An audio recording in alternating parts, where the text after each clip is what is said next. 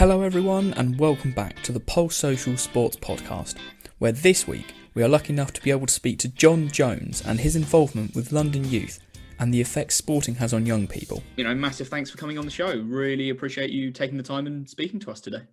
Yeah, no problem at all. So just open out with a little bit about yourself, really. Who are you and what do you do?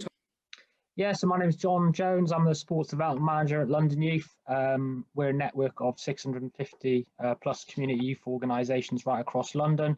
And we've been around for over 130 years, championing the good concept of good youth work, essentially. I've worked at the organisation since 2009, and I'm just over 18 months now into the role of Sports Development Manager, and previously was Sports Development Officer. A bit more about myself outside of work. I live in Essex, but originally from West Wales. Got two young children, Freddie and Elsie, who certainly keep me on my toes, and one of them is downstairs at the moment. And I would say, like, sport's always been part of my life. I grew up in a sporting family and in a real sporting community in West Wales, so sort of rugby, football, cricket, squash. Played all of those, and I still trying best of my ability to play as much as I can now and sort of keep fit. And I recognise I'm really fortunate to be able to combine what I love in my my day-to-day life with my job as well. And then I suppose prior to London Youth, I worked for NACRA, which is a national charity, and I was running a sports project for them in Bedford, and it was there where I'd studied sport, media and culture at De Montfort University. Okay, proper Welsh born and bred then. Like to see it. Yeah. So what do you do, and what does London Youth do, and what services and sports do you provide to young people? Yeah, I'll probably, if I start with London Youth, and then that would probably give a better context to them when I talk about the sports stuff. So, as I said, we're a network of a diverse and vibrant network of 650 community youth organisations right across the capital. And as I said, working through that network for over 130 years, we've been supporting young people through the concept of sort of good youth work. And I suppose youth work as the tool, as a sort of a pivotal and key foundational framework for young people growing up to sort of transition and make the journey from child to young person into adulthood. So we offer through a range of programs, so sports development, youth social action, employability, arts and culture, but also through our two fantastic outdoor education centres, Woodrow High House and Hindley Warren, who provide fantastic outdoor education opportunities for young people. So we provide opportunities for young people to I suppose having fun, working in the space outside of formal education, but should make that clear as well. So to have fun, build friendships, be healthy and creative, have the skills and the confidence to actually give back and make a positive contribution in their local community. And then ultimately, as they're the current generation and the leaders of the future, sort of shape London and the city as the future that they want to see. So that is a whole range of support and holistic support for young people. For the youth workers as well, so it's not, even though we are a youth charity, actually there's the key elements to that and fundamental parts to that are youth workers and youth organisations. So the youth workers are an unbelievable resource for us in terms of reaching young people, and we provide them a range of support. So a lot of skills training, network opportunities, basically make sure and equip them with the skills that they need to meet the needs and challenges of young people as of today, and that's sort of constantly changing. And then for those youth organisations, it's where they've got a really strong voice and impact in their local community. By bringing them together, we can actually then 650 youth organisations together is a really strong and prominent voice to actually speak with funders, policymakers, politicians, influencers around actually the importance of youth work as a concept. So we sort of aggregate that the power on the ground and bring that together then to have that stronger voice, and it's a real collective effort. And that's essentially So I would say we're like a one-stop shop for any sort of community youth organisation, regardless of their focus, working with young people in London to be able to get the support that they need through programme opportunities, as well as then a range of sort of development for their staff, their volunteers, their young leaders, and then also for their organisations in terms of resource and funding. So that's the sort of service that we provide. Our sports development work is, as I said, I'm a sports development manager, so I oversee our sports development programs that work across now well over 100 community youth organisations across the capital. So we've got our flagship sports program is Getting Active, which is supporting young people to basically supporting their physical and mental well-being through weekly activity, and that's something that's going on, day in, day out across the capital. We've got a range of sort of sports leadership programs, which equip young people with the skills, the confidence, and the know-how how to actually give back in their local communities, as well as be part of the community sport workforce.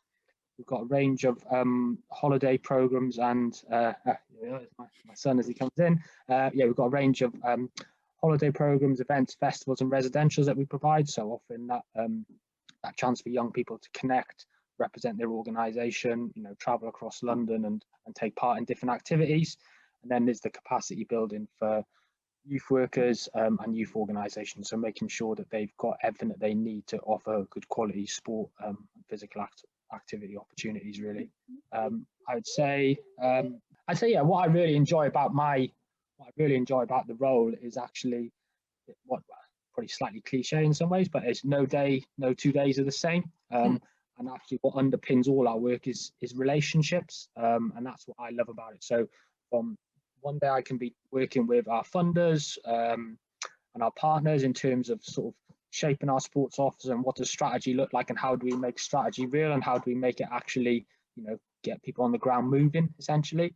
And then vice versa, the next day I'm working with youth workers, community leaders, hearing directly from young people around what sport and physical activity experience they want on the ground that's going to make the biggest difference for them and their wider community. So I love that interaction I can sort of go from that and really get to know, really, as I'm not a Londoner at heart, but I feel like I'm an adopted Londoner now, becoming that certainly after all this time.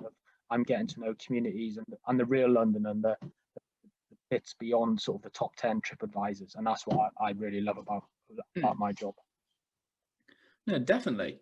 And obviously you work with young people quite often. Would you say there are any challenges that come with working with any young person? I think the challenges are continuing to meet the needs and the demands of young people of today. That's not like anything. It's probably the world has changed. No more so than since sort of March 2020, where again we're having to adapt and recreate opportunities that are previously this time last year we would never have thought about. Use of technology and sort of hybrid approaches to sort of online and offline type provision, and the need for how we're going to utilize Zoom and Instagram and WhatsApp and those sort of things. So I say it's not a negative challenge. It's just a different way that we need to think around how we approach and use sport and physical activity and get it in front of young people, particularly those young people who a lot of our work is. I would say someone like myself. I've been fortunate. I was, brought up in a sporting family. There's lots of young Londoners out there who, at the moment, don't feel that sport and physical activity is for them. So our task is to make sure that we find a way and present sport and physical activity and work with the youth workers and community leaders to hook those young people in and find something that actually meets the needs of the young people. And so I'd say that's an ongoing challenge, and that's something that we need to keep being creative and finding different solutions for.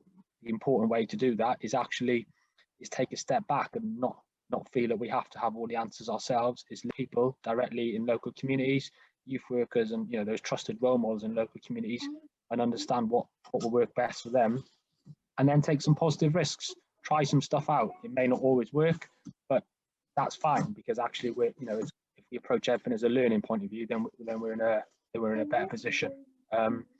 I would say some of the wider challenges is probably worth noting these as well of the operating context. It's COVID, and that's sort of talk a bit about that. But actually, the needs of young people in terms of accessing sort of safe spaces to access a range of activities is really crucial, and that will always be there. And the need for young people to always have access to a range of safe and trusted places, and with access to trusted role models, is for their sort of well-being and their personal development outside of sort of formal education is crucial.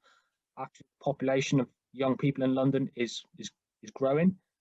That actually puts a strain and a demand on the current services, particularly in a climate where those services, certainly youth organisations and community sports clubs, are really struggling for sort of resource and stuff like that.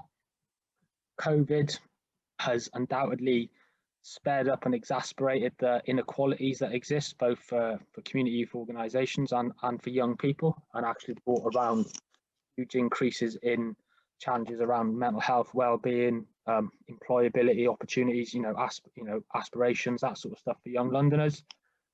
The impact that we're seeing around emotional well-being and mental health of young people. We're now in another lockdown, and what that means for young people. Once again, schools are closed, youth organisations are now having to move provisions online.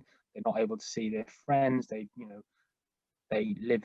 There's a wide range of sort of living accommodation. Not everyone's always got the best home life. A huge range of challenges like that, and that adds on top of just the stresses and challenges of being a young person. Regardless of COVID. On top of that, that's really significant. And then there's the threat to the organisations themselves. Those organisations weren't.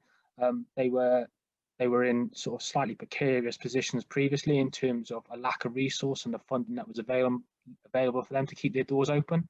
In the past 8 to 12 months, we've seen and we've done research where those organisations have used their reserves to adapt and support young people in, provide food parcels and everything like that. So completely almost change their services for young people. Those reserves are now spent. So, what does the next, we're not talking years, we're talking, the Guardian put out a piece recently, you're talking 6 months. These really respected community assets are facing huge problems to keep their doors open, pay their staff, support young people. So there's they're the challenges of the wider operating context that we're currently dealing with. No, definitely. And then obviously on the flip side to that, would you say there have been any kind of rewarding high points of any young person that you've worked with? I'd say there's, our sports program alone works with 2,500 to 3,000 young people per year, just through our headline, our flagship Getting Active sports program. Then our sports leadership programs are supporting hundreds of young Londoners. So I won't pick there's numerous examples of individuals, but what I would say is the positives have been actually still the prominent role that sport and physical activity has to play in supporting young people. So in terms of, I suppose, like from the sports that we offer is actually, as I said, we start from a listening point of view and hearing directly from what young people need in terms of their sport and physical activity experience. It's then actually that's allowed us to have a really diverse and varied sport and physical activity offer. So everything from boxing to bocce to basketball to judo to yoga to cycling to table tennis. But then we've also got some really exciting partnerships with British Fencing, the Golf Foundation, Wallball. So really pushing young people's boundaries and aspirations of what sport and physical activity actually means and what it could offer them in their lives. So that's, I suppose, there's some of the exciting bits. And then particularly then from, the young leaders' point of view, actually changing and making a difference of who actually the workforce is and how they actually volunteer. So there's coaching, leadership, the standard sort of stuff, but actually there's a whole range of different ways that and skills that are needed now in terms of sort of how you sort of influence and advocate around sport and physical activity and how you sort of communicate that offer. So it's not just the people delivering and the sort of the front of the sessions, is all the sort of the back end stuff and the beauty of like social media and how young people can become involved in that and influence. So I say they're the really exciting opportunities, because the exciting bit is actually not always knowing. That's what I like. We've got plans, everyone has strategies, but actually until you actually take the step back and ask a young person or ask someone in their local community what it is that they need, and as long as you're prepared to listen and be creative and go with them, then actually you can actually go on a really interesting journey and find out stuff and get into different approaches to work that you would never normally consider. And as I said, COVID is a perfect example of that. 12 months ago, there's no way we would have been considering offering hybrid approaches to sort of on and offline type provision. That just wouldn't have been in our thinking. Now it's, you know, we've got programs running where there's a mixture of online and offline. So to be able to adapt to whatever the situation is. So it's, you know, it's not actually, okay, we need to close our doors within days. The sessions are just moving on to Zoom. People are equipped, they're confident to do that. So it's actually keeping those physical activity experiences going. And I think that's, yeah, those are the exciting bits. No, I couldn't agree more. And then just one final question, just to round things out. Do you think that sport is important in the development of young people, and what lessons do you think they can take away from that, from any sport? Yeah, I mean, as I said, I've seen what it's done for me, and I wouldn't be sitting here talking to you now if it hadn't been for, you know, my local sports club, youth club back in West Wales.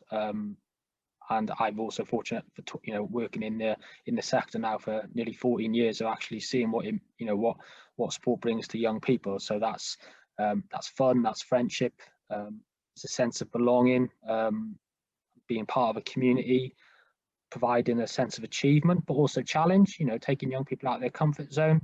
It's also a release from the pressures and stresses of, you know, of whatever that young person may be facing, you know, an hour just with their friends to, you know, take part in something and just sort of, you know, disengage with other aspects of their life for that time is really important. There's the obvious physical health benefits that we all know, both in the short term, but also longer term for themselves and us as a wider community. The well-being mental health aspect, you know, both at the time, but also how they feel afterwards, and actually then the challenges that they face maybe don't seem as much of a challenge. There's definitely a way that they can be got round. A chance for all young people to travel and explore, and that's not just like international travel, that's across London, that's into different communities, you know, across the city, which many young people don't get the chance to do. And it's also a chance to, you know, we see young people discovering new talents. You know, young people in a youth organisation probably, and the young people we work with, wouldn't normally take part in fencing. Now they're taking part in fencing or golf, and these are new opportunities that they would never normally have considered. It's not because they're not any good at them, it's just that they've never been presented or given that chance. Now they've been able to do it, and then you suddenly discover, you know, something that, oh, I've got the skills to do that. And it's important then that the important bit for us then is actually, we see that, we've got the evidence, we've got the case studies, we've got the qualitative data. It's also making sure that we can really demonstrate to funders, policymakers, you know, whoever, you know, we're talking to, is around and measure that impact. That's really important, that we've got a really strong sort of impact measurement process in place, because we need to be able to tell that story, and we need to demonstrate to people that we want further investment for this sort of stuff to get on the ground for young people. We need to show that investment initially is making the difference. So those are sort of outcome stuff that we're talking about. We have strong measurement stuff in place for that. And then longer term is actually, okay, what is it that we see from, say, particularly our sports leadership programs, active talent and active leads that are, you know, say working, you know, as a young person is making a transition, not just to be taking part in a participant, but they want to give back, they want to volunteer, they want to be a young leader. They're obviously, their eyes are turning towards employment and, you know, career aspects and what that means to them. So the role of sport there is crucial, even though at the time, and I would certainly put myself in this, at the time I didn't realize it until, you know, years later. So you don't always see the impact then, but what you're seeing then is actually key skills that employers want, but also then skills that I think make young people more rounded, more confident, more connected, you know, and feel valued. So there's stuff like problem solving, creativity to actually how they approach and sort of find solutions, goal setting, teamwork, leadership, public speaking. Also really, now more than ever, a real need for resilience, because regardless of who you are going to face challenges in your life, and, you know, life is going to throw curveballs at you, and it's going to sometimes knock you down, and that's difficult to accept for everyone, particularly I think for young people. Actually having the resilience and that safety net and that knowledge that okay, I can pick myself up again. I can dust myself down. I can go again. I've got the support structure around me from youth workers, volunteers, my friends, to be able to, to take maybe a slightly different route in life and, find a different way to, but still achieve the same outcome. That's hugely important. And that's what sport brings. So from small seeds of a local youth organisation playing table tennis, what a young person can go and achieve, even though they may not instantly recognise it, is crucial. And that's why it's crucial for us as an organisation at London Youth, and why we really advocate really strongly to, I suppose, everyone we speak to, from something like this right up to sort of large funders, policymakers and stuff like that, the need to invest and support youth work as a concept, and community youth organisations are vital, alongside, it's not either or, alongside sort of formal education, schools, colleges, etc. If we want to support young people to thrive in years to come, is vital. Cool, brilliant. Right, thanks for being with me as Freddie joined the call as well. I just wanted to say a massive thanks for coming out. That's so much. That's all we've got time for this week. A massive thank you again to John for speaking to us, and a massive thank you to everyone at home listening. And if you haven't already, please sign up to our Facebook, Twitter, LinkedIn or our YouTube at Pulse Social CIC. Hope to see you again next time.